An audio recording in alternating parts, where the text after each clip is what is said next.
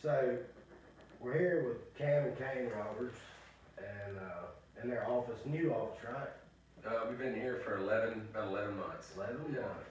Man, I went to y'all's old office one day, just like doing like a cold walk-in type deal, and everybody was super cool about it. It was fun. I think Jim McCall was with me that day. Oh yeah, okay. But so twin brothers, just had a birthday yesterday. What was it like growing up as twins? Where do we start? Yeah. lots of fighting. No, it's fun. Yeah. I wish everybody could experience that. You know, you got a best friend that you fight with every day, and you know it's crazy. You're always evenly matched. I was gonna say it was so even matched, man. It's like whoever draws blood, the other one's coming after him, man. I'm telling you. But it was always back and forth, so it's fun. So y'all have like any twin superpowers, like read each other's We've minds? been known to have that. Absolutely. We've definitely been known to have that. There's been an incident or two for sure. Yeah. But growing up, I think Cain, you got in that. He was in a car wreck, and I was at our grandparents' house, and this was way before cell phones. And I think we were like in Mississippi at 15. You could get your license, like driving around at freaking 15, you know, and which was way too young to be driving around. I mean, by far for us. I mean, we probably looked like we were about 12 when we were 15. And I thought the phone was ringing. I was like, I kept telling my grandma, I was like, hey, the phone's ringing. She's like, the phone's not ringing, honey. I was like, no, the phone's ringing. Can you go get it? We're outside. She's like, the phone's not ringing. Well, about 5 seconds later, it started ringing. It was Cain. He had gotten a wreck. Oh my gosh. And crashed his truck. And I like knew something was up. Yeah, I mean, I'm not kidding. I mean, that's No, I believe that. Stuff. That's I've always There's heard been that. a few of those. Yeah. Definitely been a few of those growing up. But That is crazy. It is insane. So tell us and our listeners, you know, a little bit about yourself, where you're from, family, and your hobbies, what y'all like to do. well, if it's on the water, you know, it's what we're all about. So we love the water. But no, we grew up here on the Mississippi coast and Harrison Central High School. Had parents that, you know, stayed on the water their whole lives. I don't think we had much of a choice. Grandparents too. I mean, everybody in our family, you know, had boats and, you know, hung out at these barrier islands. So we were right there with them. There's a story that, you know, when my mom was pregnant with the two of us on Chandeleur Island, and when we were in 10 or something like that. Yeah. But we were on Chandeleur and she was pregnant, and it was like a storm or something blew through. Yeah, I think that, it was a big, you know, just one of those pop-up storms. You get like 40, 50 knot winds or something, and they dug a hole or something and put her in a hole in the sand or something to keep shit from flying around. Oh, no She was way. pregnant with us. Yeah. So anyway, it's just the salt waters in our veins, I guess, from just being down here our whole It lives. sounds like it. Yeah, So do y'all have any other siblings, or is it just y'all two? just the two of us. Just me and her. That's awesome. Well, so you're both from, which part? You said Harrison County, that's... We grew up in Orange Grove area, Okay. Scotia, Orange Grove, and my dad grew up in Mobile. My mom was a military brat, and but my grandpa was originally from Gulfport, and so they ended up back in Gulfport, and we've been there for I guess all the way through college, you know, and then my mom moved down to Venetian in Gulfport. My dad ended up migrating over to Fairhope, which a lot of our family that was in Mobile ended up moving out towards the eastern shore. And it's kind of weird because, I mean, we're close with our mom and our dad. And Cain ended up 0.6 miles, you know, from my dad, where he lives, and I'm like 0.5 miles from my mom. You know, isn't that crazy? Yeah, so I ended up by mom and he's by dad. So you're the mama's boy. Yeah. I was trying to figure out which one of you it was going to be. Oh, that's funny. No, it So, worked out good, for sure. where'd y'all go to college at? Southern Miss. Southern Miss. Yeah. As your Did a little stint at Perk. That didn't last long Yeah. for either one of us, and had to.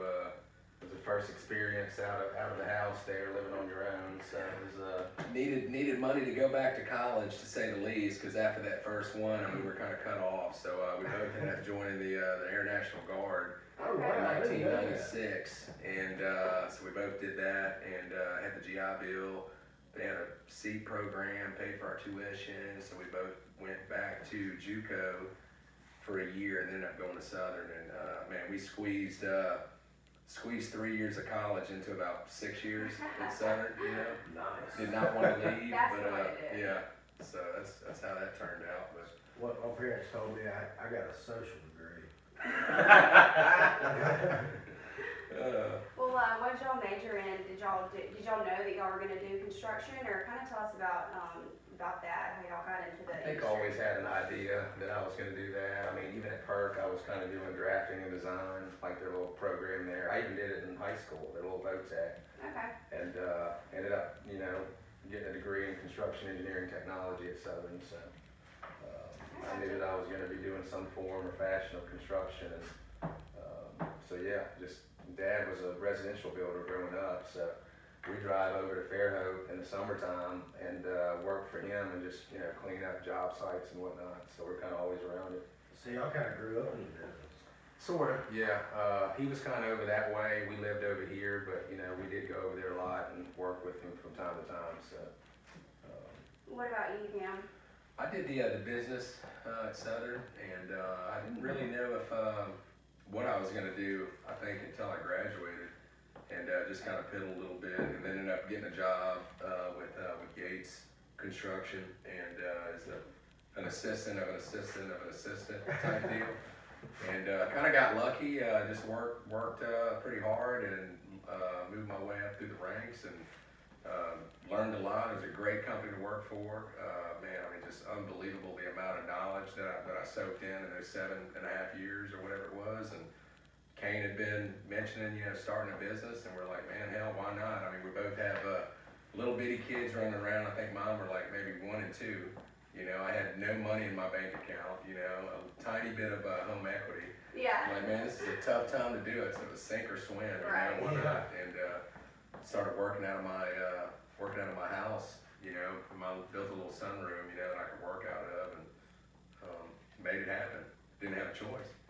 What did you do, Cain? Like, where were you working right after college? So I went to work with my dad. He was on the residential side, and I enjoyed it. You know, I learned a lot. I think I learned more about running a small business than anything, because I already had a lot of the book smarts from construction. Of course, you know, OJT. I mean, you can't. You know, it's something that you can't learn in school, but the residential side, I always wanted to do the commercial, you know, and he was doing commercial, and But I had a business degree, you know, and I didn't really understand the business side of it. I just was taught, you know, the commercial construction, you know, through the company I was working for. So I had a grasp on, you know, the management of a project from the beginning to the end, closing it out, the whole 9 yards. And but I didn't have the construction degree. Cain did, but he had the business knowledge, you know, and then the residential. So it was weird how it kind of. yeah, Yeah, so yeah. on the job training, man, it's wild. So it worked out good, but so you know, when after Katrina, you know, we had that big boom, and then everything crashed, and you know, so residential was tough. And I was like, you know what? We're young, you know, we want to start this business. Let's go ahead and, you know, get in the commercial world, and we'll bid public projects and get some work. We'll go getters, and you know, we made it happen. Wasn't the best time to start a construction company, but we did it anyway. It was probably the worst time to start a There's construction. no doubt, yeah. What- 2010. Yeah. Oh, yeah. yeah. Yeah. Those were really bad times. Yeah, it was for tough, man. construction. One kid in diapers for sure, you know, and the other one was pretty just out of. I mean, I don't know what I was thinking, but I mean, you just gotta take risks. yeah, we figured it out. Yeah. So, what was it like knowing that, you know, you had a safety net there, you both had good jobs, and you know, what was it like taking that leap of faith to, you know, say, screw it, let's do this thing? Scary. Yeah. I knew there was gonna be long nights, you know, Yeah. working, and like Cam said, you know, I was working upstairs in my house, you know, I had kids running around, you're trying to work, and, you know, we'd be working, you know, didn't really have a bookkeeper, you know, we were doing everything on our own, you know, so I mean, I would do that all the way into the night. So we put in our work. And there's a lot of small businesses out there. I mean, it's amazing how many the guy that runs the company, you know, manages employees, he's on the job a lot, he's at home doing his bids, he's making his billing, he's paying. I mean, you'd be surprised how many small, you know, businesses there are out there that handle all those all those aspects, and that's tough. Yeah, we did it, we managed through it. When it's yours, you gotta like, Yeah. you know, you wanna be involved in every aspect of it, so. And you have to succeed, I mean, when you have kids too, I mean, you don't have a choice. That's I mean, right. You have to, so. So whenever you're starting off a business, a lot of people don't realize that you're the manager, the business development guy, the receptionist. Accountant, safety, Marketing. lead safety. Yeah. Yeah. Oh, You goodness. don't have anybody to do those things for you. So what are y'all's roles in the company right now? Cain pretty much runs the Alabama side, which we have the new office on 181, and is that in Fair? That's in Faro. Yeah. And then I handle, you know, the Mississippi side, and we try to stay on the coast as much as possible, unless it's a specific client. And then we do some work in New Orleans, depending on the client. I'll run the job. If it's my client, if it's Cain's, he'll run the job. And then I do a little bit in Florida. I don't know if y'all have really done anything in Florida, but it just depends on the client.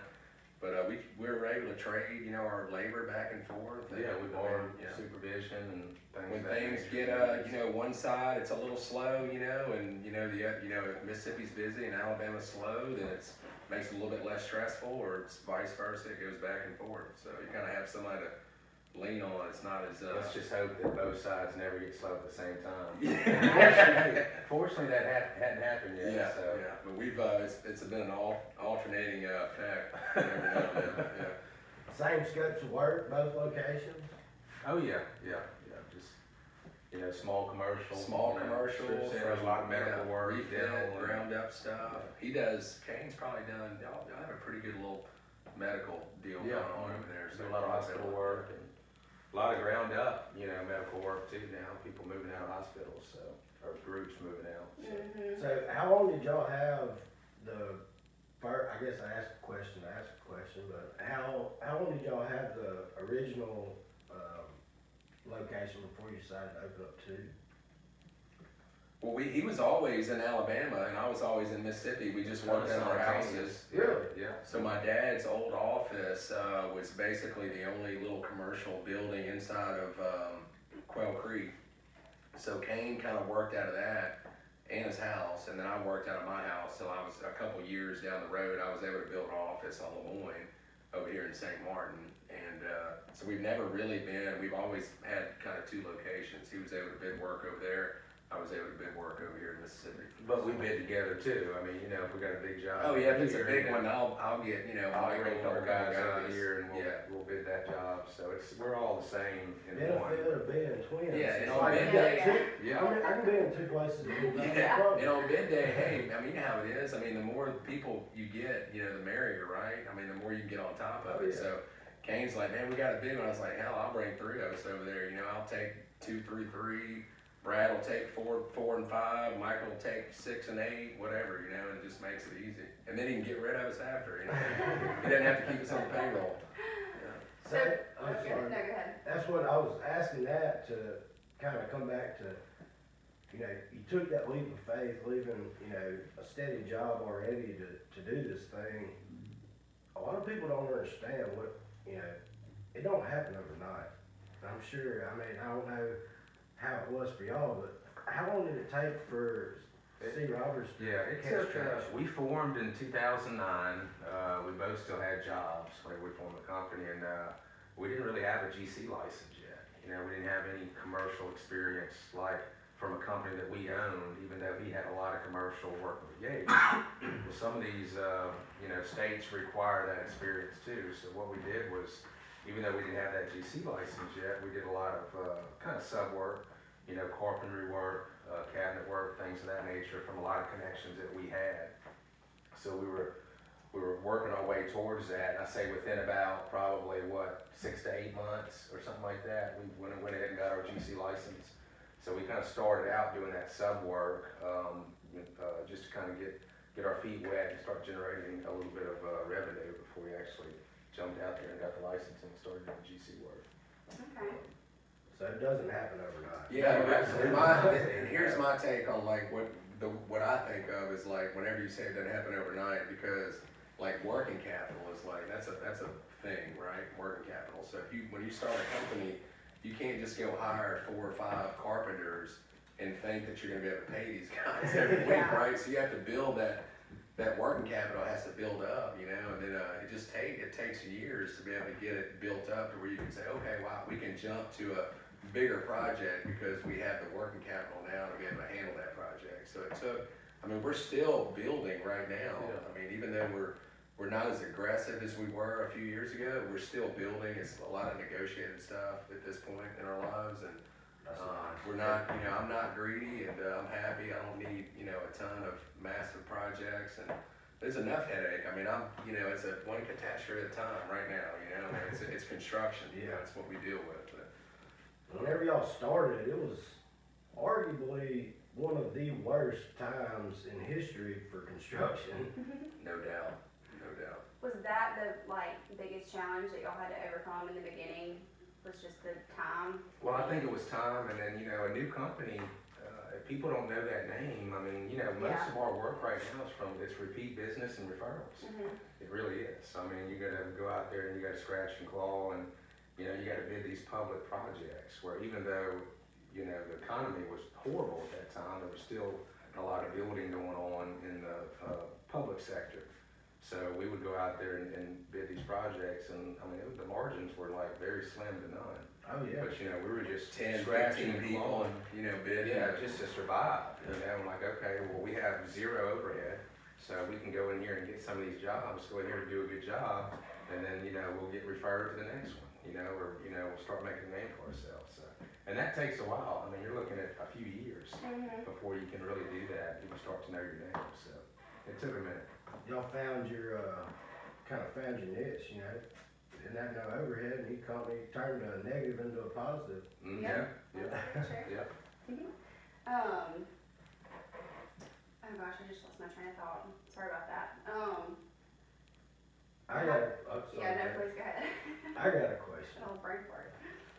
So, I know starting a new business is hard, and there's, you know, multiple, you know, things that are gonna hold you back, hold you down, and, you know, at this point, it's not a new business, it's, you know, awesome, like, going well, it's awesome, and y'all are, you know, I'm sure I had a great year, and, I don't know about 2020, but. yeah.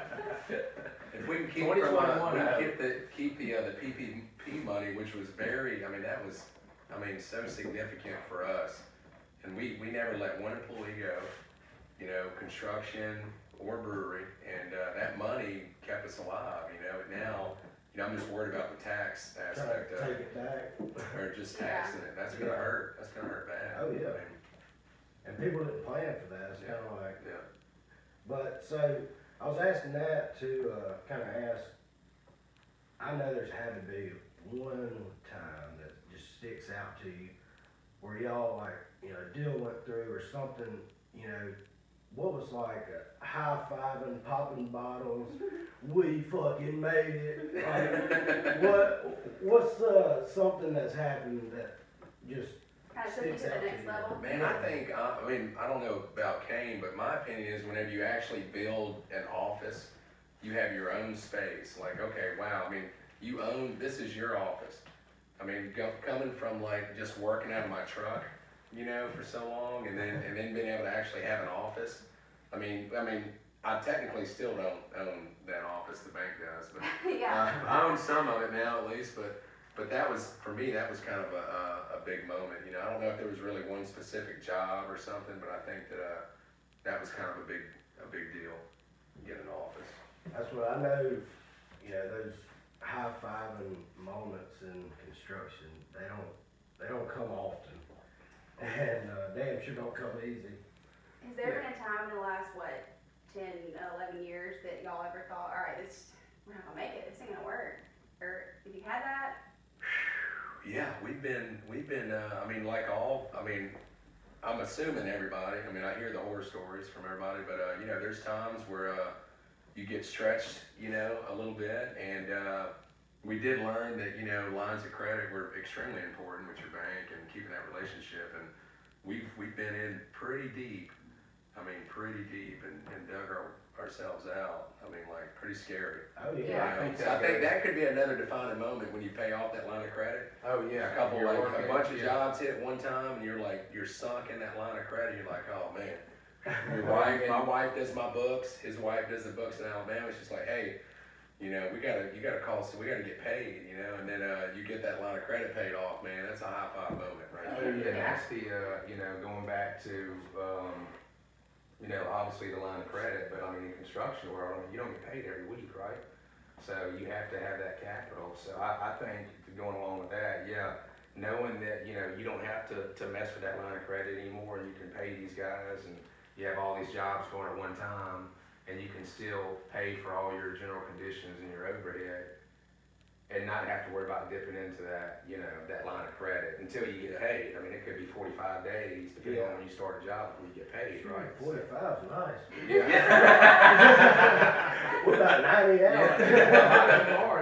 Yeah. So, now we've been fortunate too, like a lot of our jobs and owners, I mean, you know, we get paid pretty much on time, you know, so, Pick the right customers. yeah. I've got some that, you know, they'll turn around and write your check the next day, so it's like, okay, well, should I bill once a month or once every 2 weeks? Yeah. So, I know you said y'all started C. Roberts in 2009. You know, I guess I've heard the older people in at FL Cain talking, they're, you know, 75 years deep, and they're like, man, like all these, you know, it's the rules, the labor, the everything, you know, the buildings are different.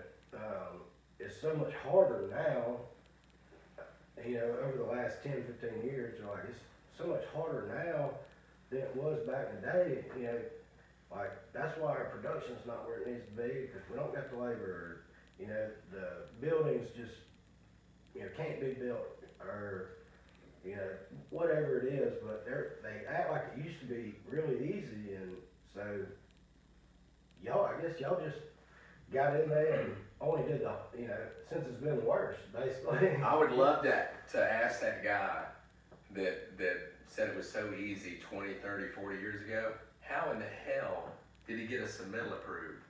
How in the hell did he get an RFI? What did he do? I mean, were they on fax machines the whole time? CD radio? How did they do it? Seriously, I mean, how much are we on email? I mean, everything is like, you know, FTP sites, email. How the hell did they do that shit? So, I have no idea. I remember them telling me there's something, Don't ask they me. call it a blue sheet or a pink sheet. Oh, yeah, your or dad was something. telling us about My dad was that. telling Yeah. us about it in an episode last season. And he was like, yeah, you had like this blue sheet or something, and he's like, if you leave that some bitch on the dashboard too long, it'll fade away and you can't read it. And then you're screwed. Yeah, the blueprint. Yeah, I guess Blueprint, maybe it was yeah. actually really blue back Yeah, then. yeah, they were. Yeah, So absolutely. that's where the name, I didn't know why. Yeah. I never saw those, but. Well, I've seen these You saw some regulations. maybe back in the home building days. Oh, yeah, I've asked my dad this before, like, well, so when you get to a job site and you don't have a phone, like, what happens when the sub doesn't show up? He's like, well, they just didn't show up, you know, but he's like, most of the time they did, you know, I mean, they showed up and they're more reliable back then too, so, but he used to make all his phone calls early in the morning before he left the house, then whenever he got home that night, so, because there was no phones during the day. That's probably why you got more done back then. Yeah. You didn't have to answer Yeah, the you phone. weren't Yeah. and all the More reliable, all the too. labor wasn't on the phone either, you know. Yeah, exactly, Facebooking and scrolling. Yeah, well, yeah. So, with all that said, you know, there's, obviously it's getting harder over the last 10, 15 years. What do y'all think the industry, if there's like one issue in our industry that you try to fix, like, what is that? What's the biggest struggle that you think we face now? I would say a big one's like regulation. Regulation? You know, yeah, when it comes to just even municipalities and like getting stuff through, like Cam's talking about submittals and everything, which, you know, you gotta have that, but with some of these municipalities, like just trying to get plans through, and everybody's so different, you know, so Orange Beach is so different from Fairhope, who's so different from Mobile. So for us, you know, it's like, okay, you never know when you walk into that next building department, you know, what they're gonna require, what they're gonna want.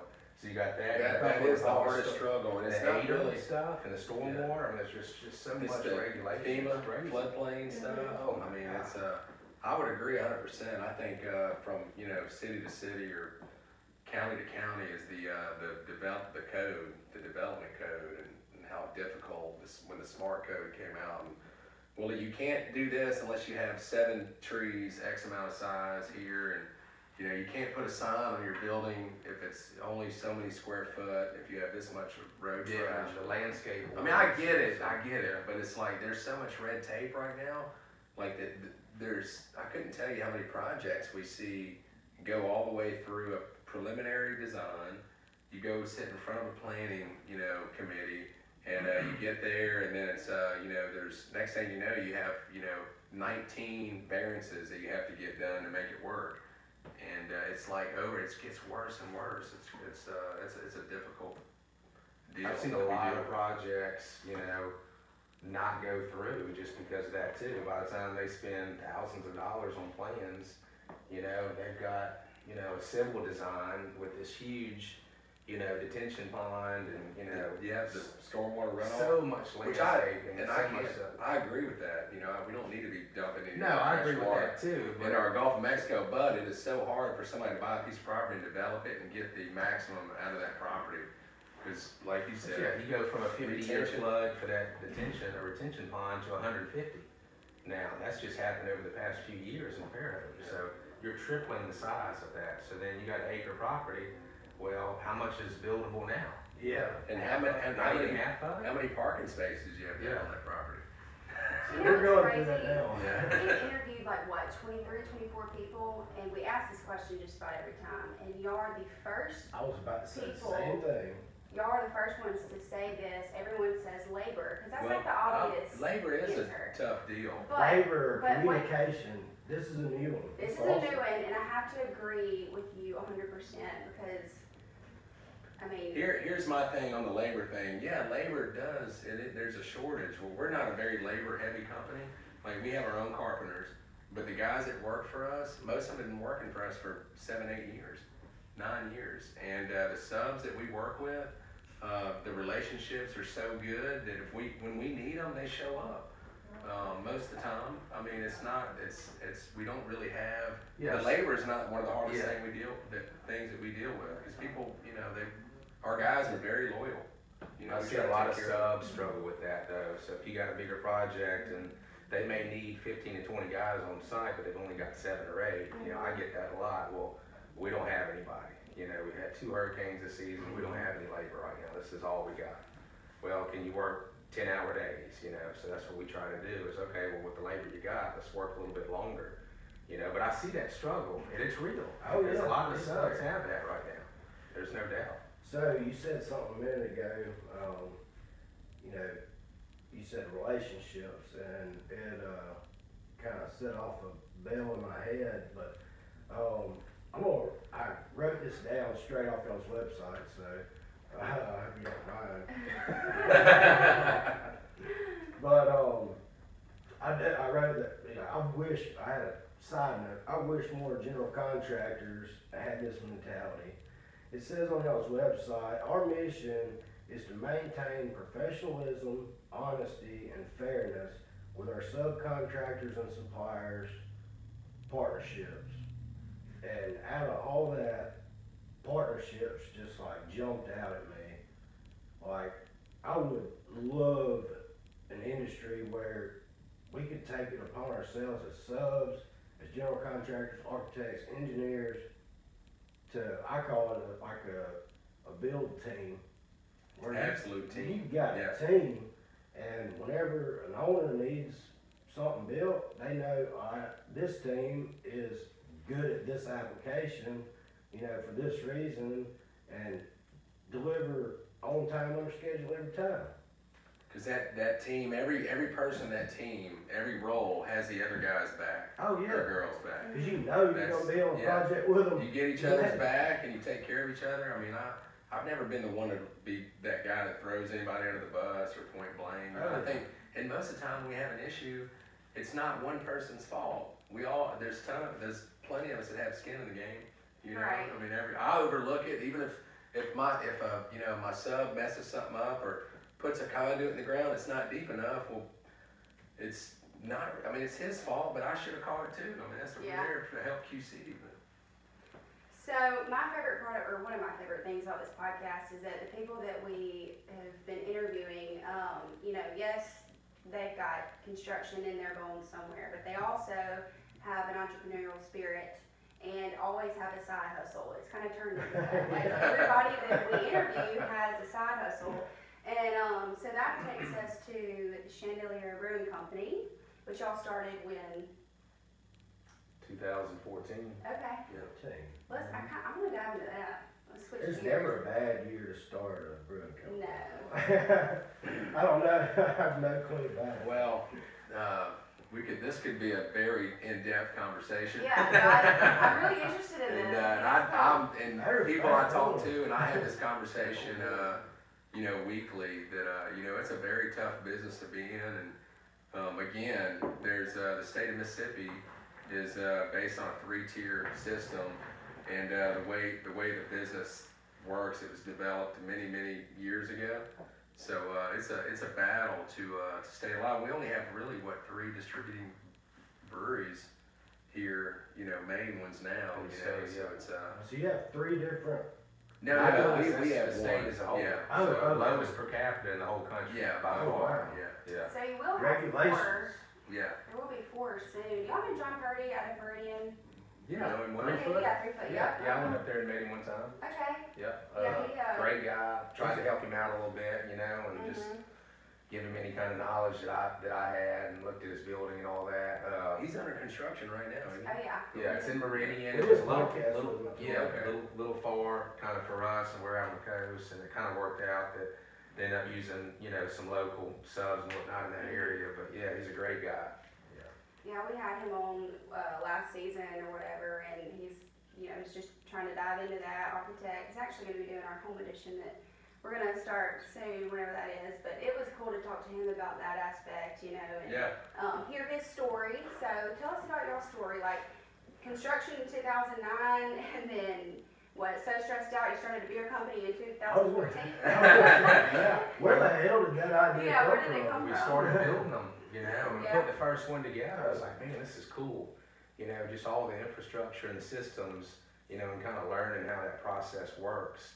You know, not just to build the shell and the build out, but it's like putting everything together for the beers, the glycol system. It's, you know, setting up all the tanks in place, and just everything that goes along with it. You know, how are you going to heat the kettle? How are you going to do this? How are you going to do that? So I think that was so intriguing for me on the first one. I told Kim, I was like, man, this is something we should do, dude. I was like, there's not a lot of breweries in the state of Mississippi, you know, and at that point, it was this great idea, you know. Yeah. Little did we know there was so much regulation against microbreweries at that time. But I think by the time we had already kind of put that foot forward, we were all in.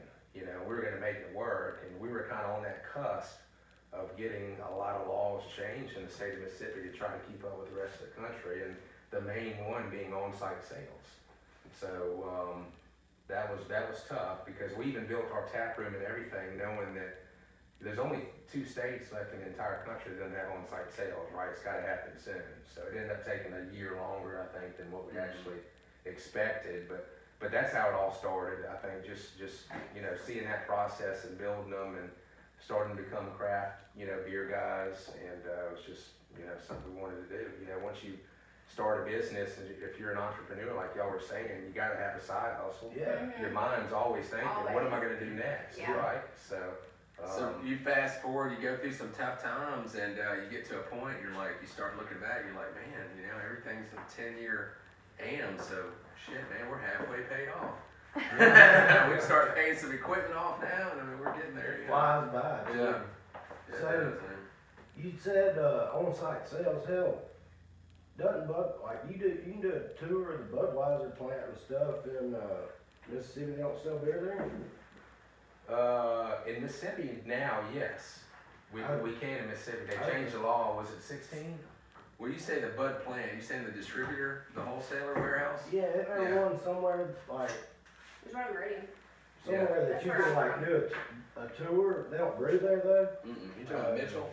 Yeah, Mitchell's our distributor, and I mean, Yeah, we talked to Adam. we talk about a John. partnership, Yeah. Him and John's him and John are good such buddies. a true partnership right there. I mean, and I feel like we've always connected with that company, and they were instrumental in helping us get to where we could have a little bit of leadway and have some on-site sales and all the other distributors. So it was really a joint effort, to They're get that good people. legislation Oh, changed. yeah. Absolutely, yeah. So what was it like you started your construction company in 2009 and you're trying to hustle, get that, and then you start this in 2014. What was it like juggling both, and did you ever think, oh my God, why do we do this? Man, Construction I'm was gonna tell you. rolling pretty good. Yeah, it was you know? rolling And good that's enough what that, there was a reason that we did that. We took that leap. we finally got our heads above water, we're not sinking and everything's like really good. And then we go like just burning a bunch of money, on a brewery, man. It did not do well for a while. And it took a little while, but like with any business, it takes a few years to get it rolling. And so we kind of hit that tipping point. I think that turn whenever we got the law changed to be able to sell on site. And then you start figuring things out, just like a construction company. I mean, we had some funky stuff out in the market. We had, breakdowns, bought some equipment that we shouldn't have bought. There was just some cheaper equipment. It was giving us, it was just hassle. The hassle factor. We didn't realize the hassle factor. It's just like anything, man. We screwed everything up once, right? Everything you could. So then we finally, like I said, the turning point was when the law changed and we actually got in the black. And it's not as stressful. Yeah, we're on the same playing Yeah. field as the rest of the country. That's what I tell. Which, I mean, it's a huge difference. I don't know that the doors would be open. We would definitely not be open if we didn't have on-site Mhm. sales. And it's only 10% of our total manufactured beer. That's how big of a difference that was. Wow. Huge. Wow. Well, tell us a little bit about what we just sipped down. What was that one? This doesn't really. It's a barrel age that we did. So we take. There's not a lot of those. like, this wasn't. We didn't distribute this to anybody. It was just something we just made. For some gifts or what have you. But basically, we just take some different malt-based beers. We do. This had some toasted malts in it, and we put it in a barrel, and let it age. And, Pour a bunch of your different beers together. No, not really blending different beers. I mean, you might be onto something there. But they always turn out different, which is really unique about the barrel aged stuff. Not one is always going to be the same to the next one. I mean, they're all different. So that's like, it's always a unique beer to have as a barrel aged. You're not going to find another one the exact same, but. I think it's so cool that y'all knew nothing about, absolutely nothing about it, and you just opened up this brewery I just like out of drinking nowhere. beer. We built one. So let's open one. How have you learned all about it? And did you start homebrewing in your basement kind of thing, before you were able We to? played around with it a little bit, but building these breweries too, I think really helped us kind of figure out, okay, well, what's your obstacles there in the beginning? Well, you got to have somebody that's going to brew good beer, right? So that was very important to us. And being a new company where you may not want to spend all this money on new equipment, there's one thing that you got to spend the money on. It may not be the high-end equipment, but it's got to be the brewmaster, right? So I think that in the beginning, him and I knew that we're not brewers, right? We love craft beer. We're starting another business to, obviously because we love craft beer and we want to bring it to the Mississippi coast, but we're entrepreneurs too. Well, let's get a good brewer in there. We may pay him a lot more money than what we normally would, but it'd be worth it in the end, and it did. And thank goodness that we had an awesome brewmaster, and not just or not a mediocre brewmaster and shitty equipment. Yeah. Because we'd have been screwed big time. Yeah. So we had a good brewmaster, to really help us on the front end, and knew that we could develop good product. We just had some issues and woes with, equipment, which everybody does. It's just part of it. I mean, brewing's a delicate process, man. I mean, you screw one little thing up and the entire product's, gone. You may not even know that in the brewery. I mean, you might have an oxygenated beer that you have no idea until it's in the market for a week, So, and there's some more things that you buy along the way, There's equipment you can buy to test the beer, but being a new business, you don't have just an open account to buy whatever you want. So those are all learning curves, but. I'll come test the beer for free. We can do that. Well, I'm curious, how did you find, being a business owner and a leader, y'all are leaders in both of your companies, how did you find that person? Yeah. How did You you can't put just your put a faith? Craigslist ad out for brewmasters. Right, like you put all your faith and your trust in this guy, and how did There's you do brewers that? forums out there that people post jobs and Oh, stuff. wow. There's a lot of brewers out there. I mean, look at all the breweries in the country right now. Everybody's always looking to go to another brewery. You may have somebody that's not a lead brewer, but he's a brewer and he's been at a bigger company for 5 years. Well, he wants to go to a new company. So anybody wants to go and be that guy, that brewer that starts. You want to be the head brewer, there's Starting- you can't starting really, the I mean, brewmaster is kind of a touchy word for a lot of other lead brewers, so it's kind of so head brewer, a job for somebody that's up and coming, like an assistant brewer somewhere. I mean, obviously people are always looking for that next position, so. So yeah, anyway, it was online, posted in the Brewers Forum, so that's how we found And it. it's the same guy, he's with y'all since? He's not with us anymore, but, it's, We have Dave was our head brewer, and manager for a long time, and, he's gone to do his own thing when he deserves it. And, we love him to death, and, still have a good relationship with him.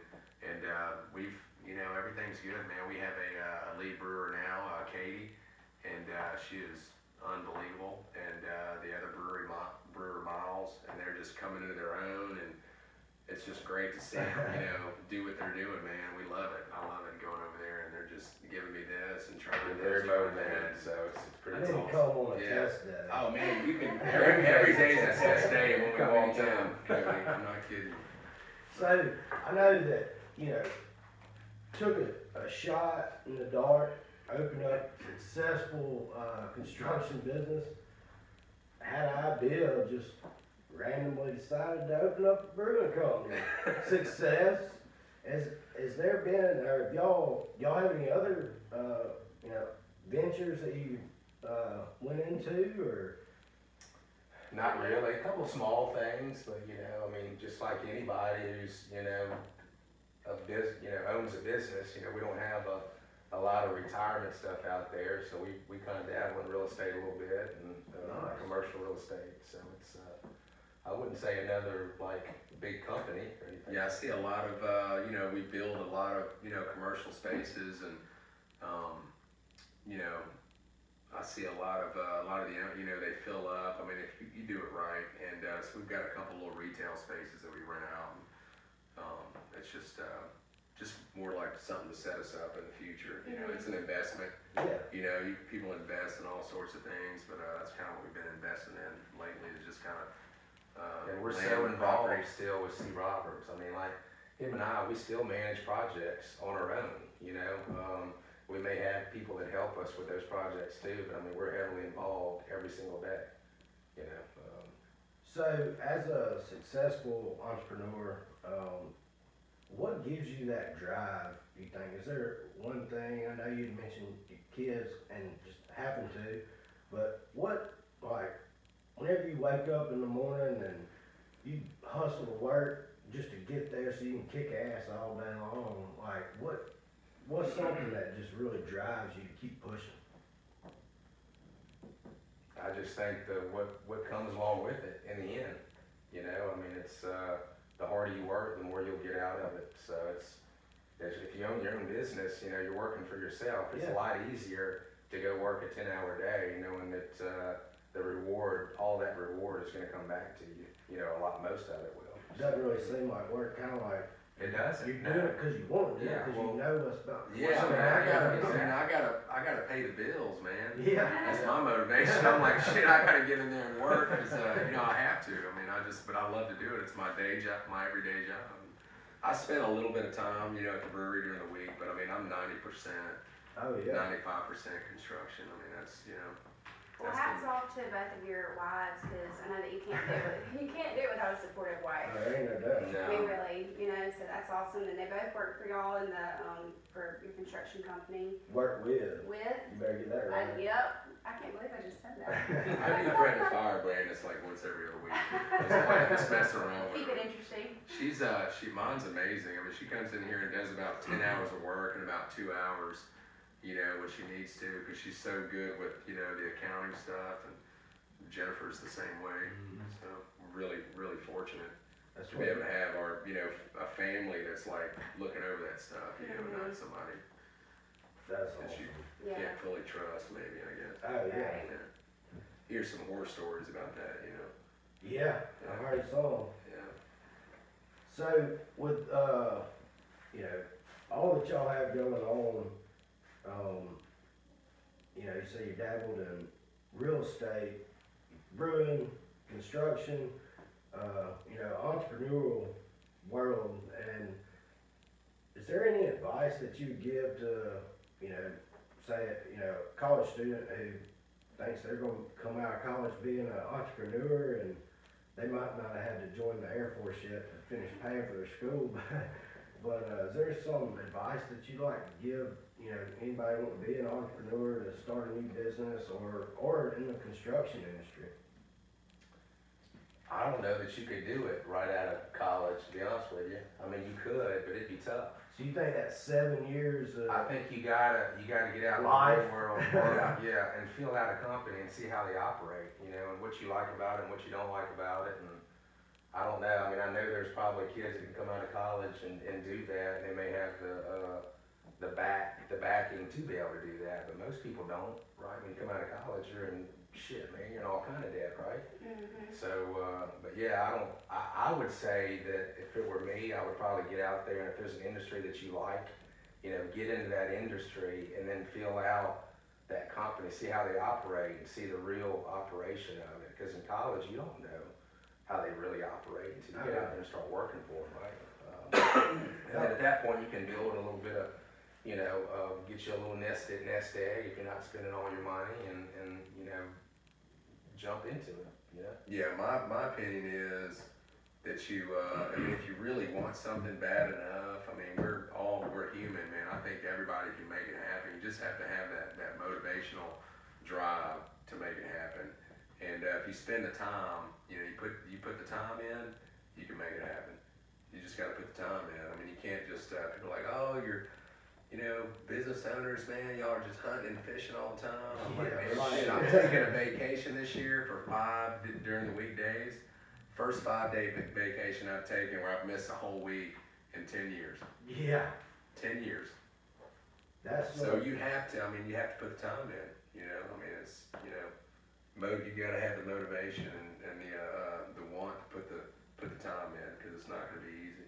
that's what I love talking about with, you know, entrepreneurs, business owners, is all people see is the success. All they see is what's going on right now. They don't know what it took to get there. Yeah. I mean, it's ridiculous. And I really liked your answer to that too, is go get that experience. Go learn from somebody else's mistakes, because they done made all the mistakes that you're about to make. Yes, yes, that's what we kind of do. Yeah, We right. kind of try to help people on the brewery side too, and let them know that. And I had a buddy ask me the other day about construction. I said, man, if I were you, if you really wanted to get into it, learn a trade, man. If you want to do carpentry, hell, if you wanted to do floor, whatever, you know, framing, just something, some kind of trade, you know, and kind of get yourself involved and understand, you know, a specific, you know, trade to get your feet wet, and then work your way into other scopes from there. And I think that kind of can get you kind of in the door, you know, in a lot of things. But No doubt. And they feed off each other. yeah. Hey, you said you did VOTEC school. Was that in high school? Mm-hmm. Okay, like what? I mean, It was just I guess there was drafting, there was welding and carpentry. I did like drafting and design. That's Yeah. awesome. Yeah. that's awesome. We didn't have that offered. Yeah, and then, so that was at Perk, I did that, and then, of course, you know, that goes into the architectural and construction programs at Southern. Right. So a lot of those classes, you know, will transfer up there, so you learn them, you know, now they've kind of combined the architectural program and the construction program at Southern, so. Yep, they done the same thing at Mississippi State, and I was Yeah. actually curious, do y'all, you know, being graduates, of Southern, y'all gone up there and kinda, like, worked with the program any, Oh, or? yeah, I'm on the advisory council. Okay, Nice, okay. Yeah, the I get, construction architectural I program. do a lot of stuff with the alumni. Melissa David, she kind of runs the alumni deal up there, and she was here this week. But we donate a lot of beer and stuff. The old Ogle You know, Tree the House, president, their alumni very house, Dr. and Matt. Oh, yeah, we give them, Still my house you know, before. and we Great guy. love Great guy. partnering up with our college, man. Yeah. That's our school, so we love going up. My wife's family's from Hattiesburg too, so we're up there quite a bit. Okay. Yeah, I graduated from there. It was a pretty cool Yeah. time. I enjoyed it. We enjoyed it too. It was fun. Mhm. I have fun every time I go there. I was Yeah, it's a good extremely school. close to the Gulf of Mexico, Yeah. so that's why I enjoyed it. I think. Yeah, it was an hour drive Yeah. into salt water, so it makes I it mean, we nice. survived in college, like eating, fish. I mean, that's what we did. Oh, yeah. I mean, literally survived. I cleaned a bunch of speckled trout last night. So, but before we get out of here and drink some of this little smack, what's next for the Roberts brothers? Man, I think just kind of keep rolling where we are. Like Cam said earlier, I mean, we don't want to be this huge company till we can't control, most everything. I think that's what makes us so successful too right now, is that we've kind of got our hands in all of it. So, but I don't know. I don't know if there's another venture, another company that's going to be something like the brewery or construction we have to put a lot of time into, because we don't have the time. When you run just the two companies, like the bigger companies we have, I mean, hell, that takes up all your time right there. And we split the real estate thing, we just kind of split. So Cain did his office, then I think I did my office, and then he does like maybe a rental space, and I get to do one. So we kind of flip back and forth. So if that continues to go for the next 5 or 10 years, and I think that's. I mean, I'm gonna be just working forever. I buying mean, there's stuff no and doubt. trying to. Oh yeah. If it's Well, doing all that together, like all three things, y'all still getting to those knockdown, drag out fights? Like, y'all ever take Don't it out to the box parking guns lot? in the Yeah. No, so when we grew up, like my grandmother had them, my dad, so we would fight, and they would pull over on the side of the road, and we'd get the boxing gloves. Really? And that was, we would duke it out, and that was how we, just got it out of our system, but I tell everybody, we would beat the shit out of each other, but he's an hour and a half away, and we can't beat the shit out of each other on a Zoom call, so it works out perfect, Yeah. Plus, he's only an hour and a half, so I get to go over there and hang out with his family, bring my kids. It's not Yeah. far, I think we're going over next week. I think maybe Tuesday or something, go hang out. So. Yeah, and we'll be here this Sunday hanging out. So. Well, That's cool. awesome. Far enough away that we don't aggravate the crap out of each other, But close enough, stuff Yeah. like that brotherly Mhm. love. Yeah. Oh, yeah. Well, all right, before we get out of here, tell them, our listeners, where they can go to find out more about y'all. Social media, Instagram, Facebook, all that. Yeah, all the above. All the above. Yeah, Facebook. C. Roberts is more of a Facebook. I don't even think we've ever had an Instagram. I'm not really sure if we've had. No, we don't with C. Roberts. And I'll be honest with you, shout out to our buddy Jordan Duron. He kind of helped us with our website for C. Roberts, and it's better than it ever has been. I saw it today. It was great.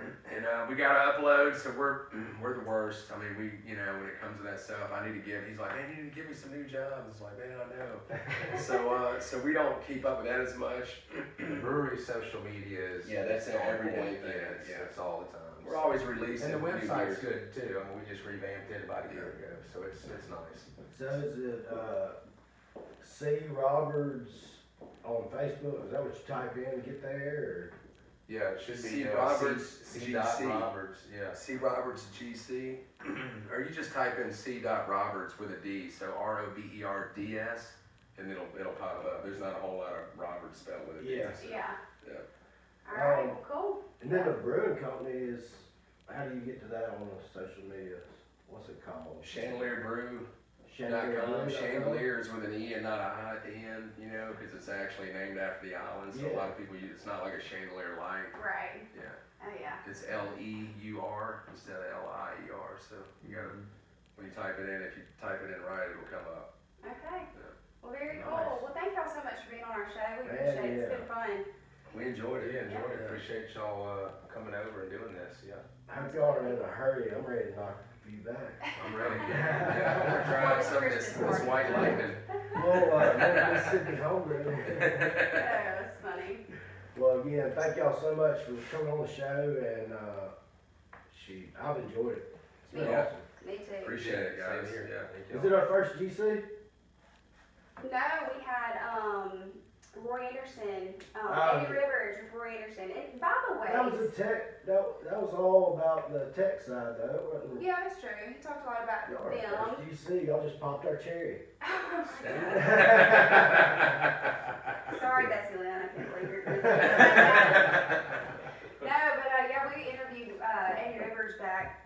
He was one of our first, actually. He was one of our first, and he was talking about doing BIM and beer, or beer and BIM, and coming to y'all's place and doing all that. Do you remember? You know, Would that be like, so? it never happened, but he was talking to us about Okay. getting, I don't know. I would love to see that, because Yeah. I've been interested in that forever, and, Yeah, you know, we finally, I don't think we even got construction software until a couple of years ago. I mean, it took us a while, I mean, we were like on like Excel until 2 years ago, Did a probably. lot on Excel. Yeah, and I tell you what, whew, man, I don't know how we would survive right now, to be oh honest yeah, with we gotta get a picture. Ooh, Yeah. you I was definitely, gonna tell you. gotta do that again. Jennifer was calling me. I was gonna tell her we're busy. Awesome. All right, y'all. If you like what you heard today, please go on our Instagram, Facebook at Couple of Subs. Reach out to us on our website, coupleofsubs.com. Give us feedback. Send us some people that you think would be great for our show, and y'all let us hear from you.